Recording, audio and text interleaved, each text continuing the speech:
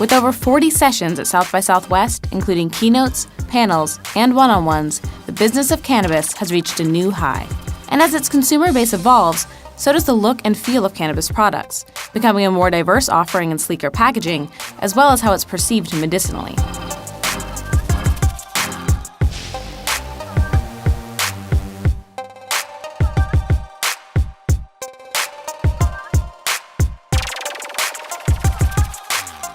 The thing that's been really fascinating about cannabis is that mainstreaming thing that's happening.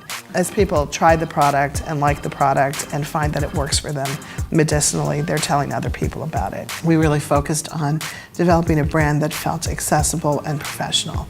When I first started, which was in 2010, there was a lot of stuff on the market that looked like somebody made it in their Susie Bake oven at home and wrapped it with saran wrap and put a dot matrix label on it, and didn't look like anything I was going to eat.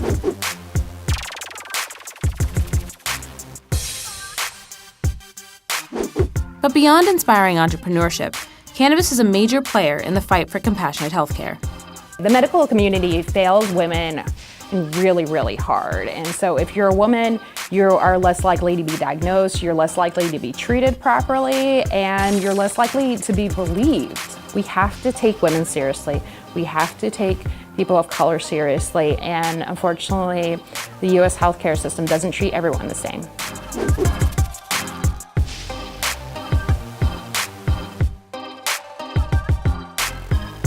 I don't even know how many times I've heard people saying to me, yes, I went and I told my doctor, I'm not taking this anymore because I'm using cannabis and it's working better. It's insane that the people that need treatment the most don't have it. And what I love about cannabis is that unlike a prescription drug, so no matter who you are, as long as you're over the age of 21, you can access cannabis. It removes that gatekeeper. And unfortunately, the doctors are the gatekeepers to our health. By removing barriers to entry, cannabis empowers patients to take control of their own health.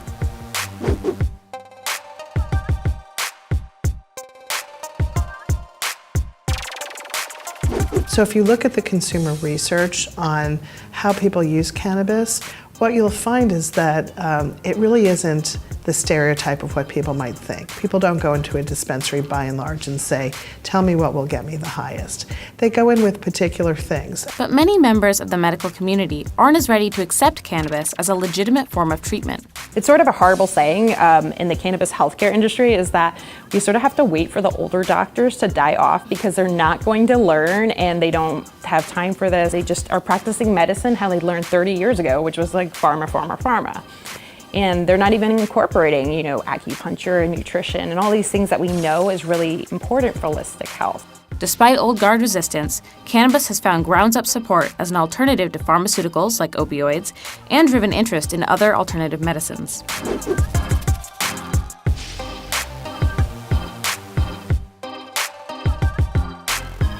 One of the things that's interesting to look at is what's happening with the alcohol companies. There is a certain amount of substitution that is happening already between alcohol and cannabis.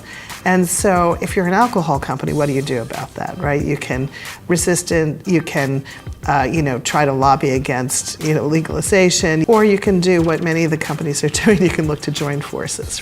When things are federally legal, it's a no-brainer to me that we're going to see big tobacco enter, we're going to see big pharma enter, we're going to see CPG companies enter. And there are ways for even non-cannabis brands to get involved in this growing industry. We need all the same business solutions that everybody needs. And I think more and more people are looking and saying, how do I get involved in this industry, even if it's in an ancillary kind of a way. We still have so much work to do in reducing the stigma. We need responsible brands that can show that they are helping patients and work with them, partner with these mainstream nonprofits to show them that cannabis isn't scary.